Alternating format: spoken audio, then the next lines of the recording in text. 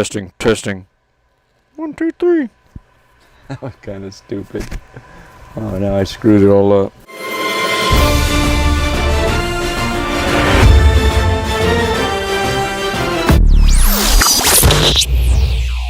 What's up, everyone, and welcome to Friday's edition of Reptile News. Now we're going to start off today in Toronto and talking about the Indian River Reptile Zoo. Apparently they were requested to remove 150 reptiles from a home, including crocodiles and alligators. Now it took 20 volunteers about 8 hours to perform this task. And when asked about the number of pets, the Animal Services actually said there's really nothing on like birds and reptiles and stuff. They do have limits to cats and dogs, but nothing necessarily on birds and reptiles, but they do have other bylaws that go into effect, such as nuisances for making noise and everything. I would say 150 alligators and crocodiles, and I'm not sure all of them weren't alligators and crocodiles. There's probably some smaller stuffs too. It's probably a little much for a private collection. I couldn't imagine myself having to take care of so many. But in this particular circumstance, it wasn't necessarily the amount of animals being kept as much as the type of animals being kept. You see, alligators and crocodiles are not legal to keep there, which is why these people had to give them up. And now we're going to move on to more illegal animals in Corpus Christi, where Officer Travis Pace doesn't know anything about anything about anything.